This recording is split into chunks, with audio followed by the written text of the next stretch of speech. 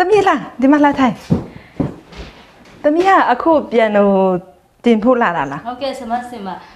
သမီးကြားထားတာဆမစင်မတင်ရင်အရန်ကောင်းတယ်လို့ကြားထားလို့ပါ ဟုတ်လားတဆရာမလေးစီတနာအပြည့်ဝနဲ့တင်ပြီးတယ်ပြီးလို့ရှရင်စိတ်လက်အရှိစိတ်ကတူတူမဟုတ်ဒီလောက်ရှိတာအဲ့လိုရှိပြီးတော့တင်ပေးတာအဲအကြောင်းလူတွေကလေတူးတက်ပြီးတော့သူတို့ဒီမှာပြန်သူတင်ပေးတာသူတို့ကိုမြတ်မွေးထုတ်ပြီးပြီဟုတ်ကဲ့စိတ်ဝင်စားတယ်ဆိုတော့ဂျေစုတင်တယ်ကဲတခါတည်းစမလား ဟုတ်ကဲ့ကဲလာသမီးကဲသမီးကိုဘယ်ကနေစပြီးတော့စတင်ပေးမလဲဆိုတော့ဒေါ်ရမီဖာစမယ်နော်โอเคသမီးဒီလိုလောက်ကြည့်လက်ဒီလိုစိတ်ရှိနဲ့တင်ပေးမှာနော်ထွက်မပြီးမပြီးရအောင်โอเคလက်ကိုဒီလိုလောက်ကြည့်โอเค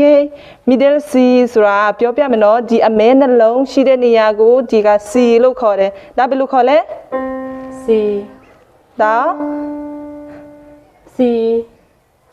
ဒါ D C ဒီလိုတင်းလေလက်ဒီလိုမလုံးနဲ့စိတ်ရှိနဲ့တင်ပြီးမှာကောက်လို့ဒီလိုလောက် C လို့ပြောကြည့် C C မထားနော် ဟုတ် ဒါပါလဲ မတိဘူး မတိဘူးဒီမှာအမဲနှလုံးရှိတယ်လေအမဲနှလုံးရှိတဲ့နေရာ C လို့ပြောတယ်လေမတိဘူးလားစိတ်ရှိနဲ့တင်ပေးပါလေဆိုမဒီမှာကြည့်လို့ C ဟုတ်လားโอเคဒါ D C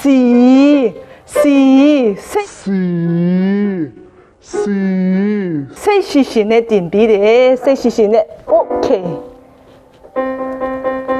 C ရမလား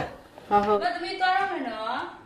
ဆမလည်းစိတ်မရှိနဲ့တော့သမီးလည်းမလာတော့ဘူး